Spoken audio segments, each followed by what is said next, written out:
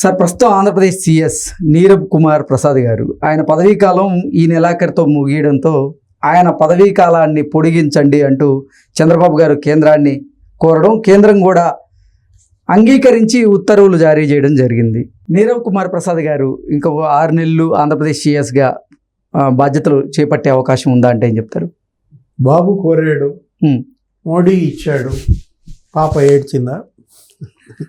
అదేదో wood work gripe water పట్టున్నట్టుగా ఇప్పుడు ఏంటి ఇవాళ ఆక్సిజన్ కాన్సన్ట్రేటర్ ఏది తెలుగుదేశం పార్టీ మోడీ ప్రభుత్వానికి ఆక్సిజన్ ఇస్తోందే తెలుగుదేశం పార్టీ. ఇప్పుడు ఇవాళ మోడీ ప్రభుత్వం యొక్క మనుగడ తెలుగుదేశం 16 మంది ఎంపీల పైన, నితీష్ కుమార్ ఎంపీల పైన ఆధారపడిన నేపథ్యంలో మరి బాబు కోరింది మోడీ ఇస్తాడు, సహజం. లేకపోతే ఆక్సిజన్ ఆగిపోద్ది, అంతే కదా. ఇప్పుడు ఏంటి నీకు అక్కడ బాబు కోరాడు, మోడీ ఇచ్చాడు, జగన్ ఏడ్చాడు. ఏంటి సార్ ఈ క్యాప్షన్ ఏంటి అసలు? జగన్ ఏడ్చాడంటే ఇక అది సహజం. ఏది బాబు నవ్వాడంటే జగన్ ఏడుస్తాడు. ఇప్పుడు ఎవరైనా సరే అవతలాళ్ళు నవ్వారు అంటే జగన్కి కొంచెం ఏడుపుగా ఉంటుంది అనమాట. ఆయన దేన్నైనా సహిస్తాడు కానీ ఆయన ఒక్కడే నవ్వాలి, జనం అంతా ఏడవాలనేదే జగన్ ప్రిన్సిపల్. ఇప్పుడు జనం అంతా నవ్వుతున్నారు, ఆయన ఏడుస్తున్నారు అంటారు. అది సహజం అన్నమాట. ఇప్పుడు అది కాదు, ఇవాళ జగన్మోహన్ రెడ్డి ఏడుపు, జగన్మోహన్ రెడ్డి ఏడవటం కాదు, కానీ మోడీ ఇస్తాడు. ఇప్పుడు ఇది నీరబ్ కుమార్ ప్రసాద్కి 6 నెలలు ఎక్స్టెన్షన్ ఇచ్చారు. ఈ 6 నెలల్లో ఆంధ్రప్రదేశ్కి సీఎస్గా ఎవరు ఉండాలి ఏంటి అనేది ఆయనకి ముఖ్యమంత్రి చంద్రబాబు ఆలోచించుకోవటానికి, సమర్థుడిని అన్వేషించటానికి, మళ్ళా 6 నెలలకి మార్పులు లేకుండా ఒక 2 ఏళ్ళు సుదీర్ఘంగా ఉండే ఒక సీఎస్ని ఎంపిక చేసుకోవటానికి ఆయనకి మంచి సమయం దొరికినట్టు.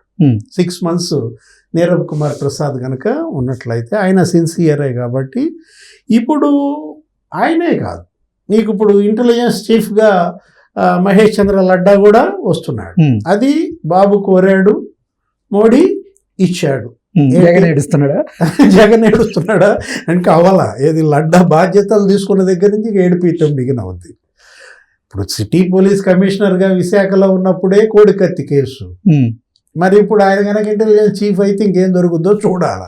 అప్పుడు ఒకడికే గుచ్చుకుంది కోడికత్తి, ఇప్పుడు వైసీపీ వాళ్ళందరికీ గుచ్చుకుంటాయా అనేది మనం చూడాలా. అంటే ఇక్కడ కక్ష సాధింపు కాదు, చేసిన పాపాలు అలాంటివి. ఓకే, ఇప్పుడు రేవంత్ రెడ్డి ఏమన్నాడు ఇవాళ మాట్లాడుతూ విన్నావు కదా, జగన్మోహన్ రెడ్డి పాపాలే జగన్మోహన్ రెడ్డిని మింగేశాయి అన్నాడు. అవును, అన్ని పాపాలకైనా చేసిన దీంట్లో ఒక పాపం కాదు, కొన్ని 100,000 పాపాలు చేసిన దీంట్లో ఇవాళ జగన్మోహన్ రెడ్డికి ఈ పరిస్థితి. సరే, ఇప్పుడు మనం ఇవాళ బాబు ఏది కోరితే అది ఇచ్చే పరిస్థితిలో మోడీ ఉన్నాడు అన్నమాట. ఇప్పుడు ఆఫీసర్లని నీరబ్ కుమార్ ప్రసాద్ది 6 నెలల ఎక్స్టెన్షన్ కావచ్చు, కేంద్ర సర్వీసుల నుంచి మహేష్ చంద్ర లడ్డాని స్టేట్ సర్వీస్కి తీసుకుని ఇంటెలిజెన్స్ చీఫ్గా చేయటం కావచ్చు, ఇవన్నీ జరుగుతూ ఉన్న దాంట్లో ఇంకా రాబోయే కాలంలో ఆంధ్రప్రదేశ్కి ఏది అడిగితే అది ఇచ్చే పరిస్థితి. విభజన చట్టంలో హామీలు అమలు కూడా నీకు ఈ 2-3 ఏళ్లలోనే ఒక కొలిక్కి వచ్చే అవకాశం ఉంది.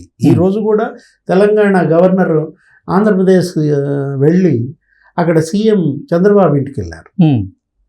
అది ఒక సంకేతం, ఒక సందేశం అన్నమాట. ఏది తెలంగాణ గవర్నర్ ఇవాళ ఆంధ్రప్రదేశ్ సీఎం ఇంటికి వెళ్ళారంటే ఇక్కడ ఆంధ్రప్రదేశ్ తెలంగాణ మధ్య ఉన్నటువంటి కొలిక్కి రాని కొన్ని అంశాలు, షెడ్యూల్ 9, షెడ్యూల్ 10, ఉద్యోగుల పంపకాలు, ఆస్తుల విభజన కొంత ఉన్నాయి.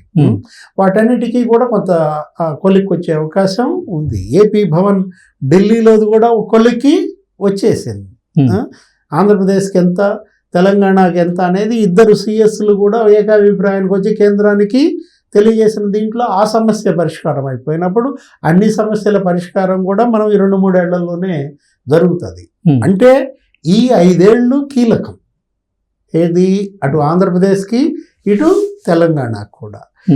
వాటి సమస్యల పరిష్కారంతో పాటు కేంద్రం నుంచి నీకు 2 రాష్ట్రాలకి నిధులు పుష్కలంగా వచ్చే అవకాశం. అది విధి, బీజేపీ కర్తవ్యం.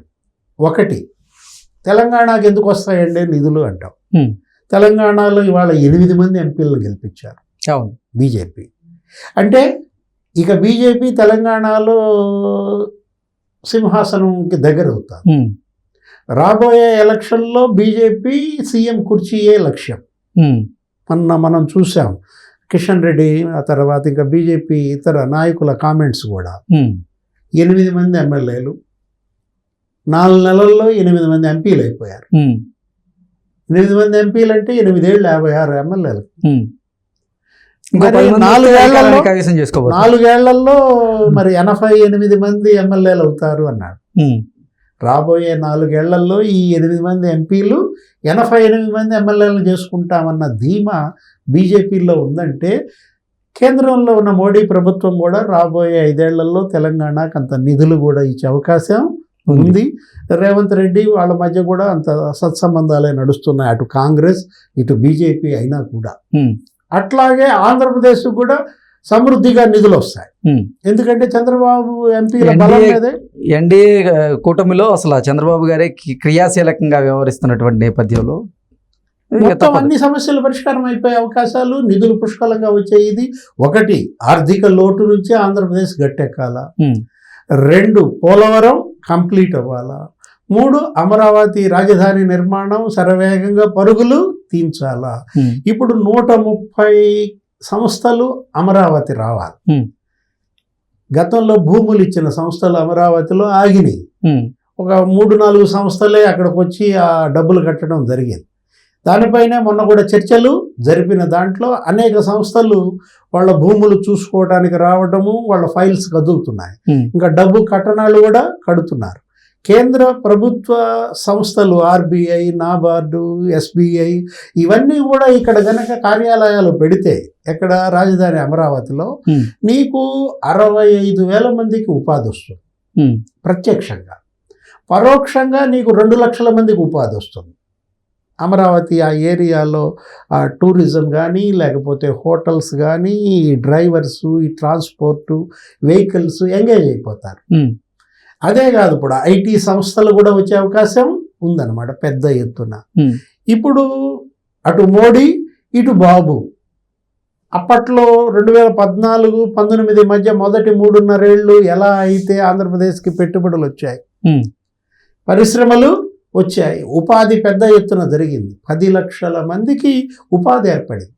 ఉమ్, ఇప్పుడు అక్కడ మోడీ ప్రభుత్వం, ఇక్కడ బాబు ప్రభుత్వం నీకు సమన్వయంతో పనిచేసిన 3.5 ఏళ్లలో. ఉమ్, ఇప్పుడు ఈ 5 ఏళ్లలో వీళ్ళు ఎంత టాస్క్ పెట్టుకున్నారు? 20 లక్షల ఉద్యోగాల కల్పన. ఉమ్, అంటే ఏడాదికి 4 లక్షల ఉద్యోగాలు కల్పించాలి. ఉమ్, 20 లక్షల ఉద్యోగాల కల్పన కోసం కావాల్సిన పరిశ్రమలు, కంపెనీలు రాబట్టడం, పెట్టుబడులు తెచ్చుకోవటం ఇదొక సవాల్. ఉమ్, అటు మోడీ సహకారం, ఇటు చంద్రబాబు చొరవ. ఈ నేపథ్యంలో చంద్రబాబు ఏది అడిగితే అది మోడీ ఇవ్వాలా. మోడీ ఇస్తాడు, బాబు తీసుకుంటాడు, ఉమ్, జగన్ ఏడుస్తాడా? ఇప్పుడు రాష్ట్రం అభివృద్ధి చెందితే జగన్ ఏడవకూడదు. ఉమ్, ఇప్పుడు నువ్వు అదేదో సినిమా గుర్తొస్తుంది, స్పైడర్ అనే సినిమాలో ఎవడో ఉంటాడు ఒకడు విలన్. విలన్. వాడు ఎస్జే సూర్య గారు. వాడు జనం అంతా నవ్వుతూ ఉంటే వీడు ఎప్పుడు ఏడుస్తూ ఉంటాడు. ఉమ్, జనం ఏడుస్తుంటే ఇతనికి ఆనందంగా ఉంటుందన్నమాట. అదొక ఒక నైజం. సైకలాజికల్ డిజార్డర్ అంటారా? సైకో అని మనం అనకూడదు, కానీ సైకో అంటే మళ్ళీ ఫీల్ అవుతున్నారు. ఉమ్, అది వాళ్ళు పొలిటికల్గా అనుకుంటారు. కానీ జగన్మోహన్ రెడ్డి ఇవాళ ఆయనలో మార్పు రావాలి. ఉమ్, తను ఏది తప్పు చేశాననేది తెలుసుకోవాలి. రేవంత్ రెడ్డి చేసిన విమర్శలతో అయినా ఆయనలో పశ్చాత్తాపం కలగాలి. ఉమ్, జగన్ పాపాలే జగన్ని మింగాయి అంటే ఇంకా రాబోయే 5 ఏళ్ళు నేను పాపం చేయకూడదు, ఉమ్, ఇంకా నన్ను మింగే అవకాశం ఏ పాపానికి ఇవ్వకూడదన్న ఒక నిర్ణయానికి జగన్మోహన్ రెడ్డి రావాలి. Okay okay sir, thank you so much.